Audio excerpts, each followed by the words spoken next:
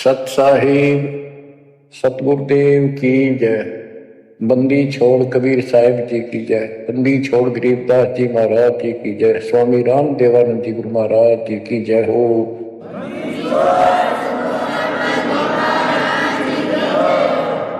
सर्व संतों की जय, सर्व भक्तों की जय, धर्मी पुरुषों की जय।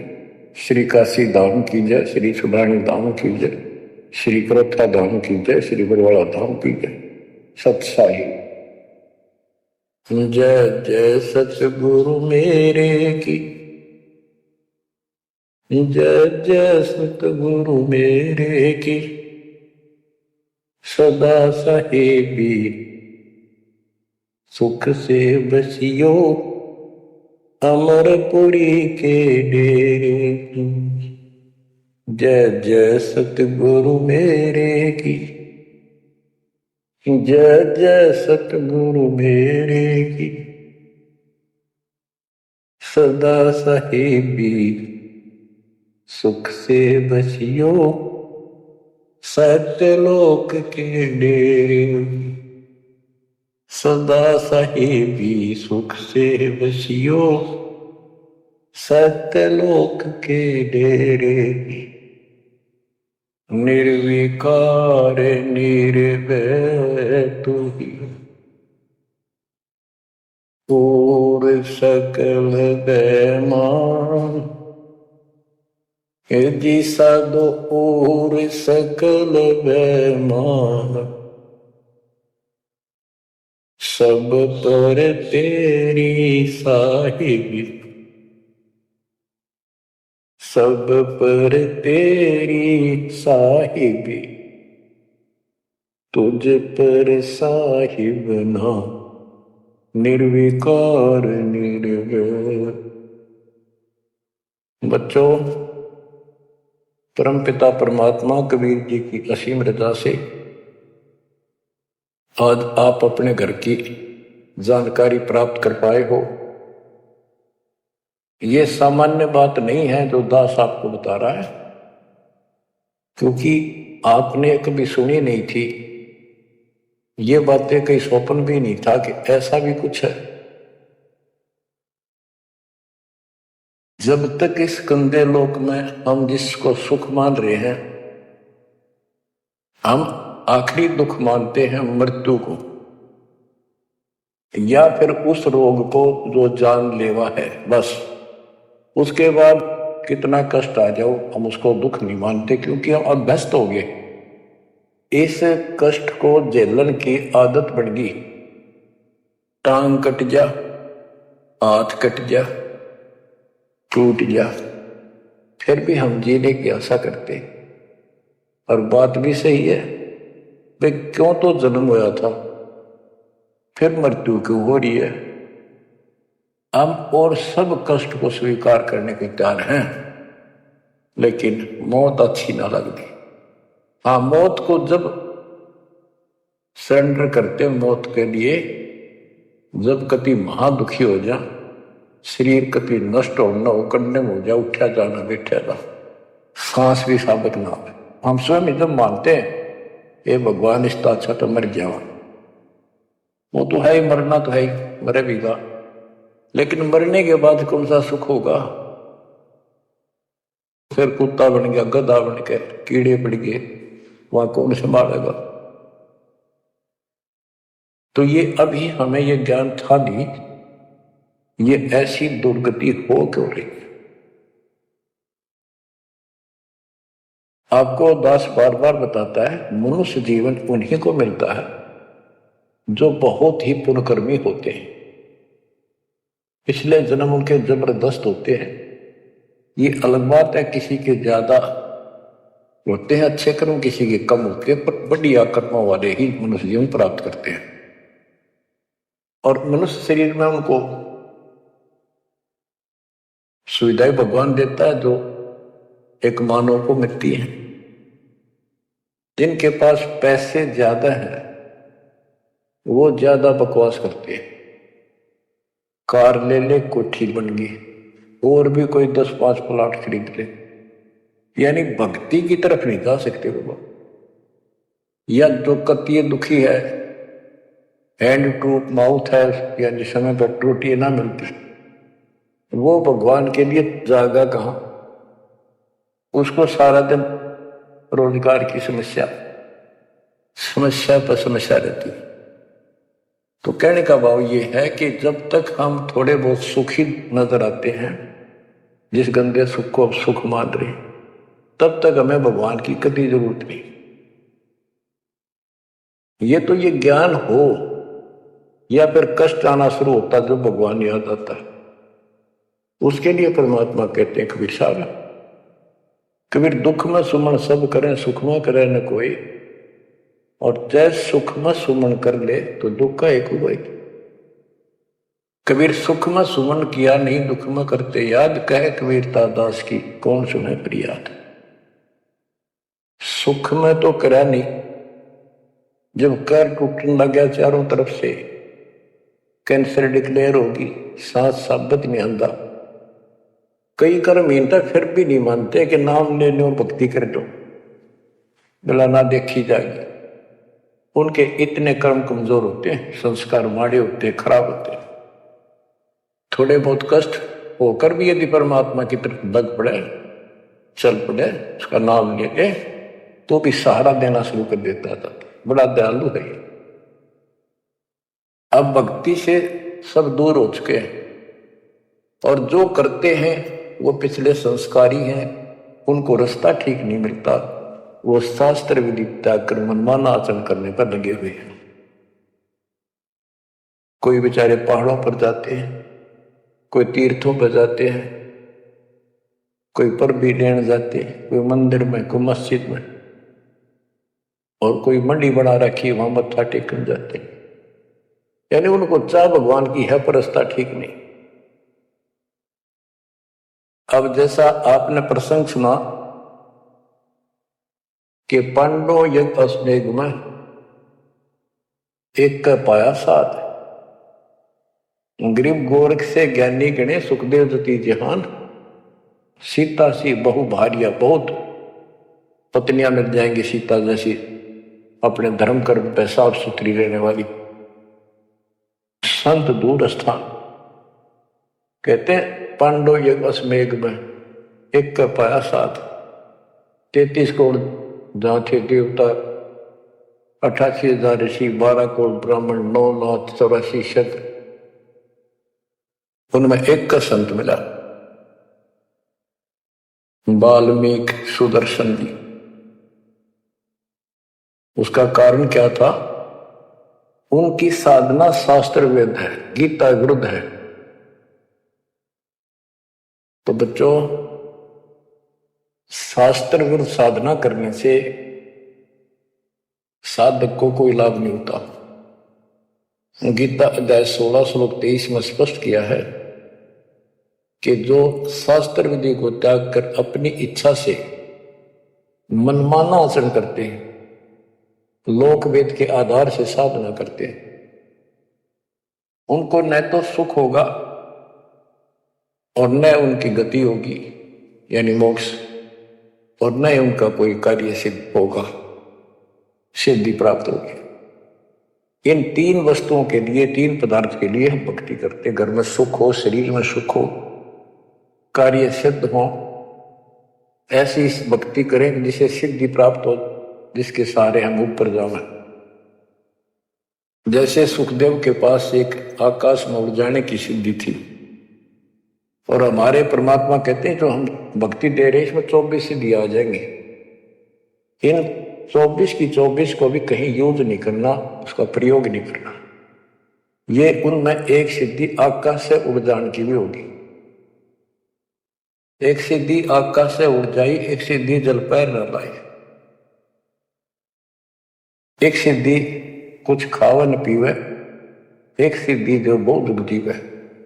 ये कई कई दिन नहीं खाते पीते तो वो एक सिद्धि होती है। गरीबदास जी कहते 24 को ना मर जावे, सो हंसा सतलोक सदावे। तो कहने का भाव ये है कि ये सब शास्त्र विरुद्ध साधना करने वाले हैं, और हमें जबरदस्त महात्मा मानना थे। ये ऊपर का दिखावा ऐसा गजब का करते हैं, सामान्य व्यक्ति को क्या पता आपको भी पता नहीं था इस ज्ञान के सुनने से पहले ये साधु हमने भगवान दिखाई देते और माथा टेका थे, प्रणाम किया करते, इनको खूब दान भी देते थे। ये पता चला ये डंडले डोहा थे। गरीब डंब करे डूंगर चढ़े अंतर जीनी जूल, जग जाना ये बंदगी करे ये बो वसूल। ऊंचे से स्थान पर बैठते हैं ताकि दूर तो दिखे कि महात्मा तपस्या करे, या पहाड़ों पर चले जाते हैं। क्यों लोग भी भटक रहे हैं भगवान के लिए, साधु मिल जाए कोई आशीर्वाद दे दे, घर में बरकत हो जाए, नो हो जाए, नो हो जाए, तो आशीर्वाद लेने जाया करते और वो जंगलों में साधुओं ने ढूंढा करते। तो वो छोटा मोटा आशीर्वाद दे भी देंगे, थोड़ी बहुत राहत मिल भी गई तो मोक्ष तैनो का नो रह गया। गरीब डंब करे डूंगर चढ़े अंतर जीनी भूल, जग जाने बंदगी करे भक्ति करे ये बो असूल बो। बच्चों आपको बताया है जो उदास एक भी शब्द बोलता है ये अपनी तरफ से नहीं, ये गॉड गिवन है। और परमात्मा ने किसको दिया? अपनी प्यारी आत्मा संत गरीबदास जी को दिया। उनके द्वारा अमर ज्ञान लिखवाया गया है, वो आपको सुना रहा है दास। रग यजु है श्याम अथर, ये चारों वेद चतुभंगी रे, सूक्ष्म वेद बाचे साहिब का, सोहंसा सतसंगी रे। जो परमात्मा का सूक्ष्म वेद पढ़ता है वो सत्संगी है। चारों वेद ऋग यजु साम अथर्व, ये चारों भ्रमित ज्ञान युक्त है, इनसे जीव को कोई लाभ नहीं होना, मोक्ष नहीं हो सकता। तो दास आपको ये सूक्ष्म वेद सुना रहा है। अब कुछ वाणी सुनाऊंगा। ये माया का ग्रंथ है। एक बाल्मीक नीचे कुल साधु, जिन संघ पंचायन पूरे न दू। एक बाल्मीक जाति का जिसको तुम नीचे को मानते थे, वो था साधु जिसने वो पंचायन शंख बजा दिया। और गिनो माया के पुता, ब्रह्म जोगनी सब ही टूटा। ये बाकी ये माया के पुजारी, इनके पास यथार्थ भक्ति नहीं थी। चंद सूर के तिक साई, जिनके आगे ये बड़े गदाई, नूरी दीपक धरे चिरागा, काल करंजन को उठ लगे। नूरी अंग विनस है भाई, माटी के किस गिनती भाई। कि ये ब्रह्मा विष्णु महेश्वर का नूरी शरीर है, हल्का सा नूर का। इन देवताओं का नूरी शरीर है, ये नकली नूर है, असली नूरी शरीर सतलोक में है। काल में दुर्गा के माध्यम से यहाँ उस सतलोक वाली सारी डुप्लीकेट वस्तु बनवा रखी है। कति लोग क्यों न मिलते जुलते स्त्री पुरुष ऐसे ही हैं, और लेकिन वहां ओरिजिनल शरीर है, बिल्कुल अविनाशी शरीर है। यहाँ कहते ब्रह्मा विष्णु महेश के नूरी शरीर है। ये नूरी अंग विनसय है भाई, माटी के किस गिनती भाई। जब ये ब्रह्मा विष्णु महेश जैसे मरेंगे तो ये मिट्टी के जो हमारे हैं, तुम्हारे मनुष्य के, ये कौन से खाते में है कि तुम ना मरोगे। और फिर क्या कहते हैं, ऐसे भरम ना भूलो लोई, इनकी ओट न उभरा कोई। जिनकी देवताओं की, ब्रह्मा विष्णु महेश की, देवी की, काल की तुम आड़ ले रहे हो, शरण लिए बैठे हो, ऐसे भ्रम ना भूलो लोई, इनकी ओट न उभरा कोई पार नहीं हो सकता, किसी का कल्याण नहीं हो सकता। यही 84 लाख योगियों पर कष्ट उठाते रहोगे। अब क्या कहते हैं, या तो 56 कोटि सहारे और करी ठगोरी क्षण में मारे। 5 तत्व त्रिगुण की पूर्णी, आवे ब्रह्मा विष्णु महेश्वर जो। ये ब्रह्मा विष्णु महेश भी जन्म मरण के अंदर आवेंगे। बच्चों, यदि आपको पहले तैयार ना कर रखा होता ना सारे प्रमाण देके, तो आप कतई नहीं सुनते। अगले दिन आप कतई कान का नहीं लाते यूट्यूब के चैनल को, जो क्यों झूठ बोल रहा है। और आज आपके घीसा गल है कि गजब अजब कति साची सारी। और ये 300 वर्ष पहले संत गरीबदास ने लिखे कदर गए थे। उन्होंने प्रचार नहीं किया, उनको पता था कि इस ग्रंथ में और पाट देंगे जय ईम गणा प्रचार कर दिया था। आग ला देते इसका पहले जो इतना गहराई से कोई बतानिया होता था। और अब ओए होए, ये जो दिल कहता है सुने जावा इतनी गजब की सच्चाई और पढ़े जावा। देखो बच्चों कितना अंतर हो गया। अज्ञान के कारण हम अपने खजाने न छोड़े फिरा थे।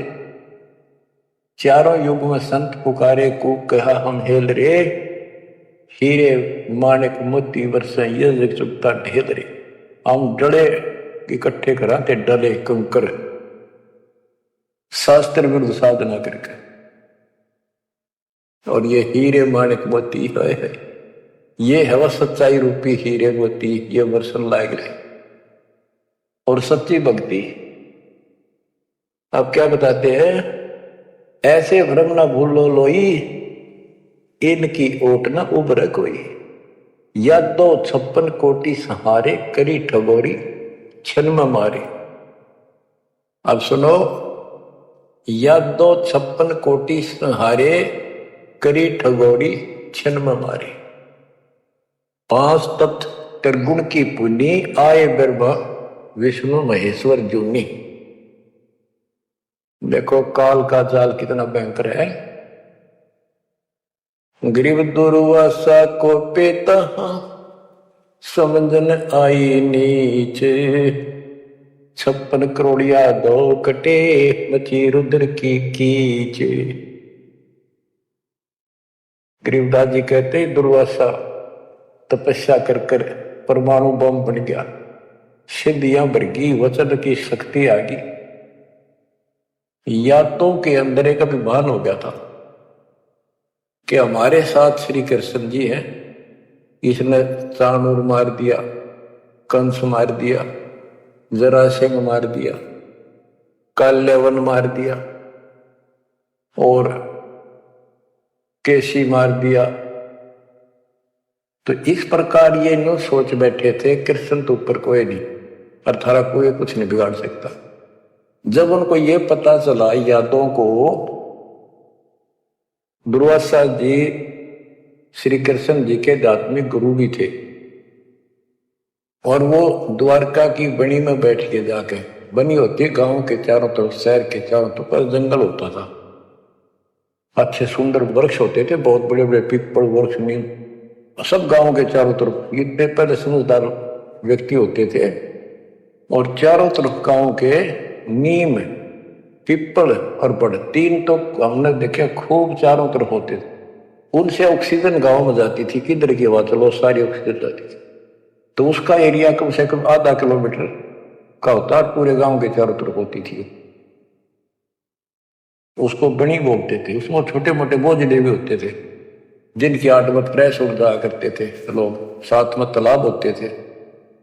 तो क्या बताते हैं कि बनी में बैठ गया दुर्वासा जी आके और द्वारका के अंदर ये बात फैल गई कि दुर्वासा जी बड़े पहुंचे हुए संत ऋषि हैं, भूत भविष्य वर्तमान की तीनों काल की जानते हैं। तो जवान जवान बच्चे थे जिसमें श्री कृष्ण का पुत्र प्रद्युम्न भी था। उनके मन में यह आई भाई दुर्वासा की परीक्षा लेते हैं, देखते हैं कैसा भूत भविष्य ही जानता है। उन्होंने स्कीम बनाई, एक लड़के का पेट पे लोहे की कढ़ाई बांध दी छोटी सी और गुजरियां वाले लड़कियां वाले कपड़े पड़ा दिए, मुंह पर घूंघट डाल लिया करते पहले, पूरा स्वांग कर दिया लड़की का, ले गए गर्भवती लड़की का। 5-7 और थे बच्चे तो क्या थे, अच्छे शादी हो रही थी उसकी प्रद्युम्न की भी। तो वहां बच्चे भी हो रहा था उसके अनिरुद्ध जैसे। दुर्वासा जी से जाकर उन्होंने कहा, हे महाराज, आप तीनों काल की जानते हो, त्रिकालदर्शी हो। ये व्यक्ति है, ये इसकी पत्नी है। इनके 10-12 वर्ष में भगवान ने दया करी है, इसका आश्रय है, और ये उतावले हो रहे हैं, ये पूछ लो बेटा होगा बेटी। दुर्वासा ने देखा दूरदृष्टि था, गुस्सा में होगा, लाला कर ली, अब ये तो मजाक करते हैं तेरा। तो गुस्से में आगे कहने लगा, या दो कुल का नाश होगा इससे, जो गर्भ है इससे। इस बात से जब गुस्सा हुआ तो भाग गए बच्चे। सारी नगरी में बात फैल गई कि बच्चों ने मजाक कर दिया और दुर्वासा ने श्राप दे दिया, या दो कुल का नाश होगा। तो उनको पता था, नगरी वालों को, श्री कृष्ण जी हमारे सिर पर कौन क्या बिगाड़ सकता है। फिर भी दुर्वासा का डर भी घना था, इसलिए श्री कृष्ण जी के पास गए और सारी बात बताई कि भगवान, बच्चा ने मजाक कर दिया, गलती तो है इनकी, और दुर्वासा जी ने श्राप दे दिया, समाधान बताओ। कृष्ण जी बोले, भाई दुर्वासा से माफी मांगो, जाकर इन बच्चा ने भी ले जाओ, उनके चरणों में डालो। ऐसा ही किया गया। दुर्वासा बोला, मेरा वचन मुख से निकल गया, वापस नहीं होता, ये नहीं ले सकता मैं, जाओ। वो आगे, अब सुनते रहियो, इस एक कथा से कितनी बात निकलेंगी, जहां हमारा भूल ला रखी थी। तो कृष्ण जी के पास आए, बहुत ज्यादा दुख हो गया, सारी नगरी में उस दिन भोजन नहीं बना, इतने दुखी हो गए। श्री कृष्ण जी के पास फिर गए जी, उन्होंने कहा है कि अब मैं कुछ नहीं कर सकता, मेरे मुख से निकल गया तो निकल गया। श्री कृष्ण जी बोले कि ऐसा करो, ये जो कपड़े बांध रखे थे ना, गाबा ऊपर, कढ़ाई के ऊपर रुई राई थी और फिर नीचे कढ़ाई थी, कढ़ाई न तो घिसा के कति चूरा कर दो उसको, इन कपड़ों को फूक के और वहां डाल प्रभास क्षेत्र में, दूर यमुना के किनारे। तो उन्होंने सब न जाकर कपड़े, उस लड़की का रूप बना था वो फूक फाक दिए, दरिया में बहा दिए, और वो कढ़ाई के सामने ला के नंबर ला दिए उनके। सारा दिन लगे रहे, पत्थर पर घिसाएंगे, वो पूरा वही पडारा किनारे पर जाता रहा। एक कड़ा किसी को दे दिया, भैया तेरी ड्यूटी कई दिन में घिसा, कड़े जो पकड़ेंगे होते हैं कढ़ाई के, वो और तो घिसा दिया। वो एक कड़ा उस आलसी पर घिसा को नहीं, थोड़ा बहुत घिसा, बहुत सारा रह गया, उसने लोगों ने फेंक दिया। तो सबको ये हो गया, बस समाधान बता दिया श्री कृष्ण जी ने, अब कुछ छोड़ेगा नहीं, सब निश्चिंत हो गया। कुछ वर्षों के बाद आपस में जरा जरा सी बातों पर, आपस में यादों का आपस में लड़ाई होने लगी। कोई जरा सी कहते लट्ठम लट्ठा मार दे एक दूसरे, हाहाकार मच गया नगरी में, अकाल मौत होने लगी, पशुधन नष्ट होने लगे। तो नगरी के व्यक्ति फिर गए श्री कृष्ण जी के पास कि हे भगवान, ऐसा कौन सा पाप उगड़ गया इस नगरी का, किसी ने किसी की बातें नहीं सुहाती, जरा सा बोलते हैं लट्ठम लट्ठा हो जा, मार डाले, अकाल मृत्यु होने लग रही है। कुछ दया करो, रक्षा करो, कारण बताओ, कुछ समाधान बताओ, हमको धर्म पुण्य कहो, वो कर देंगे। श्री कृष्ण जी बोला, भाई जो दुर्वासा ने श्राप दिया है ना, अब वो फल गया, उसके कारण ये सब कष्ट आ रहे। तो नगरी के लोग बोले, जी कोई समाधान बताओ, आप तो मालिक हो, सारी सृष्टि के रचने वाले हो, आप तो सब कुछ कर सकते हो। कृष्ण जी बोले, ऐसा करो, सारे नर यादव, छोटे छोटे बच्चे, नवजात लड़का भी हो ना, नर ओनली मेल, सबको ले जाओ प्रभास क्षेत्र में, यमुना में स्नान करो, स्नान करने से तुम्हारा ये दुर्वासा वाला श्राप खत्म हो जाएगा। तो सब ने वह बात माननी थी, क्योंकि गुरु थे वो और भगवान मान रखे थे। सब नवजात शिशु उस दिन की जन्म हुआ था उस लड़के को मिलेगी, और वहां जाके स्नान करने लग गए। नगरी में कवा सुनी सबकी हो रही थी, आंख बड़न थी एक दूसरे की। और जो कढ़ाई का चूर्ण, लोहे का चूर्ण बना के डाला था, उसके एक घास उग गया तीखे पत्तों वाला, जैसे डाब होती है कुछ, उस कुसा जैसा लंबा लंबा पठेरा सा सर जैसे, और इतने तीखे जैसे हम कई बार खेतों में ईख होता ना, ईख के पत्ते बहुत तीखे होते हैं, जरा सी सावधानी ना बरते तो हाथ में काट देते हुए उंगली में पूरा निशान बना देते थे। और वो तो फिर दुर्वासा के श्राप के थे। वहां पर उस सरकंडा ने पाड़ा सर ने, और एक दूसरे को मारो, वो तलवार का काम करे, गर्दन कटकर नारी पड़ जाए। वो 56 करोड़ यादव आपस में कटकर मर गए, थोड़े बहुत बचे। फिर कृष्ण जी को पता चला जी सारे कटके मर गए, आप तो को शराब खत्म हो जाएगा, ही सारा कुल नष्ट हो गया वहां। तो विष्णु पुराण में लिखा है, श्री कृष्ण जी गए और उन मूसल पाड़ के हुए, उसने भी रहे थे यादव खुद मार दिए, काट दिए सबको, अकेला बच गया। और फिर जाके एक पेड़ के नीचे बैठ गया। अब वो श्री कृष्ण ने नहीं मारे, उसमें काल बढ़ मारे। जिसकी पूजा करें, जिसका पुत्र था, उससे का नाश कर दिया। फिर क्या बताते हैं, जो बाली मारा था श्री रामचंद्र जी ने, एक वृक्ष की ओट लेकर बाली को मार कर सुग्रीव को राज दिया। सुग्रीव ने फिर रामचंद्र जी की हेल्प करी लंका का युद्ध करने के लिए। वो बाली उसने मारा था धोखा करके, आमने सामने श्री रामचंद्र जी लड़ नहीं सका, उसमें इतनी ताकत थी, 50% पावर खींच लेता था बाली। इसलिए वृक्ष की ओट लेकर सुग्रीव ने बता दिया उसके भाई ने, वृक्ष की ओट लेकर मार सकते हो, वैसे नहीं सामने मारना। वृक्ष की ओट लेकर थोड़ा सा मुंह का डर तीर ठोक दे। जब 7-8 तीर मारे, जब वो मरा था, फिर बाली ने कहा था जी आपने बहुत बड़ी गलती कर दी, आपका मेरा के रोला था, हमारा भाई भाइयों का झगड़ा था, और फिर लड़ना था, सूरवीर थे, आमने सामने आते, आपको पाप लगा, आपने बदला देना होगा। तो रामचंद्र जी ने बताते हैं, कहा कि मैं तेरा बदला दूंगा। श्री कृष्ण रूप में श्री राम जन्मे, और वो ये बाली एक बालिया नाम का शिकारी बना।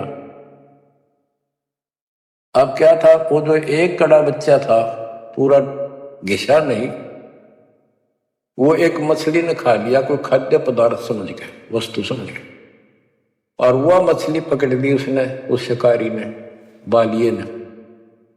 उसने जब वह काटी मछली तो उसमें चपकीली धातु निकली। वो ले गया सुनार के पास, उन्हें सोची कोई चांदी दिखा है। सुनार बोला लोहा बहुत गजब का है, चांदी नहीं है। लोहार के पास ले गया, लोहार से कहा कि इसका यू तीर बना दे मेरा, जहर में बुझा के, तो इसको विशेष रखूंगा, अलग से कोई भयंकर जानवर आ गया, शेर शार, तो उसको मार दूंगा अपनी जीवन रक्षा के लिए। तो उसने वो तीर बनवा लिया उस कड़े का, जहर में बुझवा कर पॉइजन युक्त करवा दिया। वो बालिया नाम का शिकारी सारा दिन से भटक रहा था, उसको शिकार नहीं मिला, और श्री कृष्ण जी वृक्ष के नीचे लेटे हुए थे, और उसने अपने एक घुटने पर दूसरा पैर रखा था, तलवा सामने दिखाई देता, उसमें पद्म था, और पद्म चमक रहा था खूब, उसकी रोशनी होती है पद्म की, जैसे 100 वाट का बल्ब हो। अब शिकारी ने देखा उस दुर्मट टहनी नीचे तक टिकी हुई थी वृक्ष की, तो अच्छी खासी वह बढ़िया सी छाया थी, आराम पे वो लेटा हुआ था गर्मी से बचाव के लिए। तो उसने दूर से देखा कि मृग बैठा है, हिरण की आंख चमका है, इधर से जाऊंगा तो ये भाग जाएगा, सारा दिन का कोई शिकार मिला नहीं है, खाली जाऊंगा तो फिर खाऊंगा क्या। उसने वहीं से वो विषाक्त तीर मार दिया, पॉइजन युक्त, जहर से बुझा हुआ तीर चला दिया तो पैर में लग गया आके सीधा उस निशाने पे, पद्म के पास। कृष्ण जी पीड़ा के कारण कर रहा है, मर क्या रहे, मार दिया रे, किसने मार दिया? तो वो शिकारी घबरा गए तो आदमी मर गया। जल्दी जल्दी चलकर देखा तो ये तो कृष्ण जी है, द्वारकाधीश, सिर पर मुकुट है। तो उसने हाथ जोड़ कर माफी मांगी, ये राजन मेरे से धोखा हो गया, और मैंने सोचा ये आपके पैर में कोई चमकीला वस्तु लगी है, पदार्थ, मैंने सोचा ये मर्ग की आंख से, और यूं तो जहर से बुझा हुआ तीर था। मालिक बच्चों को भी माफ कर दो। श्री कृष्ण बोले भाई कोई बात नहीं, यूं तेरा मैंने बदला दे दिया, तेरा दोष नहीं है, ये होना ऐसे ही था, पूर्व निर्धारित था। तो बादिया बोला हे भगवान, आप राजा और मैं एक निर्धन व्यक्ति, जंगल में भटकने वाला, आपका और मेरा के हिसाब किताब, क्या बदला हो सकता है? तब श्री कृष्ण जी कहते भाई तू बाली था, बड़ा बलवान था, सुग्रीव का भाई था, और मैं रामचंद्र रूप में अपनी पत्नी की खोज में भटक रहा था, और तेने अपने भाई को दुखी कर रखा था। उसने मेरे से वायदा किया, सुग्रीव ने, तेरी मदद कर दूंगा, मेरे भाई तो मेरा राज दिला दे।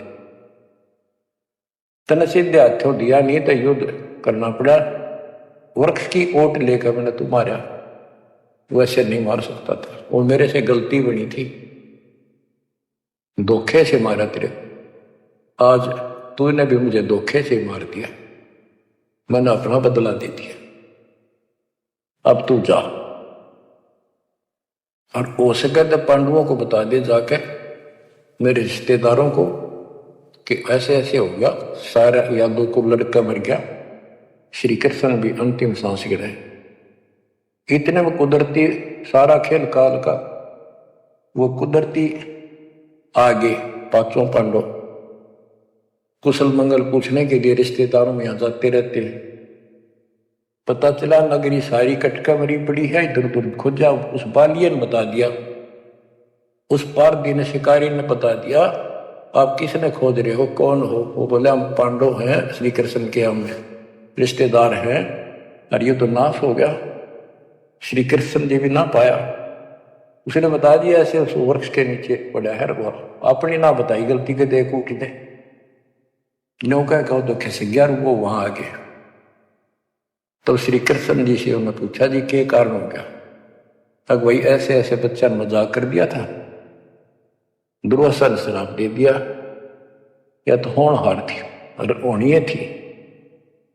अब सुन ले, तुम मेरे खास रिश्तेदार और भगत हो भगवान के, मेरा आपसे बड़ा अच्छा लगाव रहा है, ये मेरी अंत समय की बात सुन लो, तुम इस राज को अपने बच्चे को दे दो, परीक्षित को, और तुम हिमालय में जाकर तप करके शरीर में समाप्त कर दो, तुम्हारे ऊपर महाभारत में किए हुए वो पाप कर्म लगे हुए हैं, तप करने से वो कम हो जाएंगे। अब अर्जुन पे उस समय रुका नहीं गया, क्योंकि गीता बोलते समय उसने कहा था कि तुम्हें कोई पाप नहीं लगेंगे, ये तो मैंने मार रखे, तेरे दोनों हाथों में लाडू अर्जुन, युद्ध में मर गया स्वर्ग जाएगा, जीत गया तो राज करोगे। उस समय अर्जुन बोला भगवान आप पश्चात ऐसी परिस्थिति में हो, अब ये बात मैंने बोलनी नहीं चाहिए, लेकिन ये परिस्थिति पहले भी आई थी, जब आपने मेरे भाई युधिष्ठिर को दुखी होते को देख के हमने जो बताया था कि इसको बड़े भयंकर स्वप्न आ रहे हैं, कष्ट है, सारी रात जागता रहता है, खाता नहीं पीता नहीं, बड़ा कष्ट में है, तो आपने बताया था कि तुम्हारे ऊपर वो पाप है जो तुमने महाभारत में बंधुघात किया था, उसके कारण ये कष्ट आया है। उसका समाधान आपने बताया अश्वमेघ यज्ञ, वो भी हमने कर दिया, अरबों रुपये लाकर। आज आपको ये पाप फिर बता रहे हो?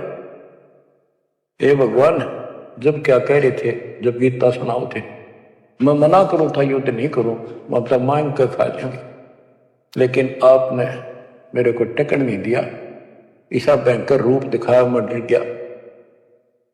मैंने सोच लिया था जो युद्ध ना करूंगा तो यूं मारेगा, एक बार और दिखा दिया ऐसा भयंकर शरीर, मेरा तो वैसे हार्ट अटैक हो जाएगा। इस कारण से मैंने युद्ध करना स्वीकार कर दिया। ये भगवान आपको हो हिमालय चले जाओ, राज छोड़ जाओ, ये कोई सा लाडू हाथ में कोई नहीं, ना युद्ध में मरे और ना राज रहा। ऐसा धोखा आपने कराया क्यों? आप तो हमारे खास थे, रिश्तेदार थे, सारा कुछ हो। तब कृष्ण कहता भाई मुझे नहीं पता वो क्या हुआ और क्या नहीं हुआ, मैंने क्या कहा था, अब मुझे कोई याद नहीं, इस स्थिति में नहीं हूं मैं। युधिष्ठिर बोला अर्जुन इस समय ये बात ना करें, हो लिया तो हमारे भाग में था, हो गया। श्री कृष्ण बोला या कोई नर या दो नहीं बचा है, लेडीज हैं केवल, इनको ले जाओ, इनकी रक्षा करो, अपने साथ ले जाओ वहां पर, या इनको जंगली लोग दुखी करेंगे, इनकी इज्जत लूटेंगे, ले जाना। और मेरे शरीर को फूक के बॉक्स में डाल दियो, बॉक्स में लकड़ी के में। तो उन्होंने ऐसा किया, फूक के बॉक्स में डाल दिया, उसको दरिया में बहा दियो। तो बच्चों ऐसा ही किया गया। अब चारों पांडव आ गए और अर्जुन की ड्यूटी लाए, तुम सब लड़कियों को लेकर, औरतों को, और आ जाना। तो लेकर अपने घोड़े खच्चर उन्होंने बैठा बठू कर चाल पड़े। रास्ते में भीला ने, जंगली लोगों ने उनको घेर लिया, अर्जुन के साथ युद्ध कराया, अर्जुन पीटा, अर्जुन पर वो धनुष उठा भी कोने, जिसने महाभारत के युद्ध में लाखों आदमी मार दिए थे, उठा नहीं, उससे जो खड़ा खड़ा पिटे। वो क्या करा उन दुष्ट लोगों ने, दुष्ट औरतों को ले गए, धन लूट ले गए, और थोड़ी बहुत बची उनको लेकर अर्जुन अपने घर आ गया, वहां इंद्रप्रस्थ आ गया। फिर वो कोस रहा है श्री कृष्ण को, कितने सारे धोखा करे हमारे साथ, नाश करवाना था, युद्ध करवाया, जब तक मेरे में ताकत देती एक मारू था 10 मरे थे, और आज मेरा हाथ भी ना उठा, धनुष तो दूर की बात है।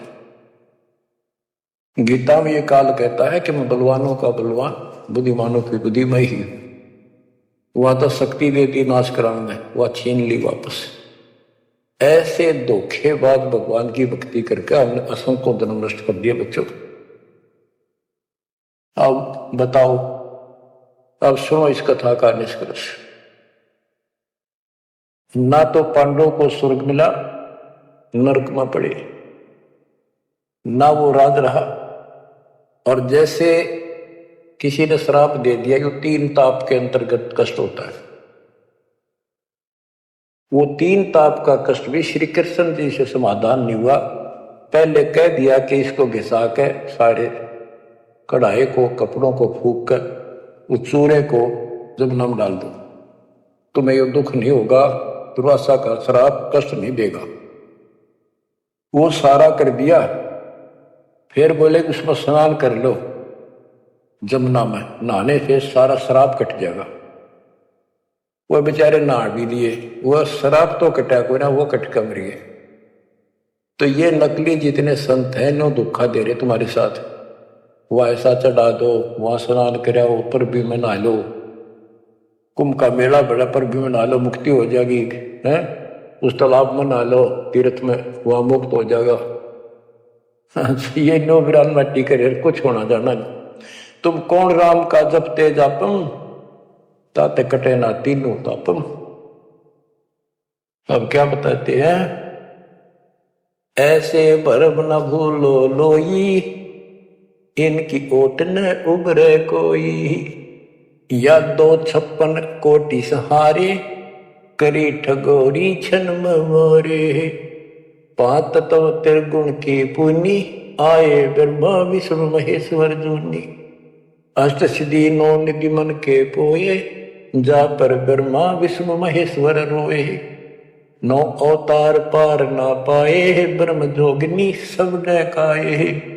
कृष्ण विष्णु कन्वा भगवाना, ब्रह्म जोगिनी संग खिलाना, 14 लोक रसातल कूटे, कोई गुरमुख साधु बिरले छूटे। के कोई गुरुमुख साधु पूर्ण संत का उपदेशी भक्त भगतमती केवल इनका बचाव हुआ। यम किंकर के धाम नरेशा, सब दर्शन के बांधे केसा, विष्णुपुरी लूटी विधि भारी, जा चंदा बदनी कामनी नारी, भोग विलास करे वहां प्राणी, बोर पड़े हैं चारों खानी। कहते ऊपर के लोगों में ये सारी बकवाद करे, क्योंकि वो स्वर्ग होटल हो तो वो बकवाद और है क्या, अपनी जेब कटवा कर पुण्य खत्म करके फिर पृथ्वी पर आकर धक्के खावा कुत्ता अपने गधा। भोग विलास करें वहां प्राणी, बहुर पड़े हैं चारों खानी, शिव पर लूटे कूटे वो भाती, ये जम किंकर तोड़त हैं छाती। बच्चों स्वर्ग बैकुंठ मठ सब लूटे, बिस्त बीज थे 100 नहीं छूटे, ब्रह्मंड 2100 आग लगी है, या कर्तबाजी सब बैठ लगी है। बच्चों बहुत अच्छी किस्मत आपकी, आपको ये अमर ग्रंथ अमर ज्ञान और सच कथा सुनने को प्राप्त हो रही है। कुर्बान हो जाओ, इसको हल्के बना लो, मालिक आपको मोक्ष दे, सदा सुखी रखे। सत्साई। सत्साई।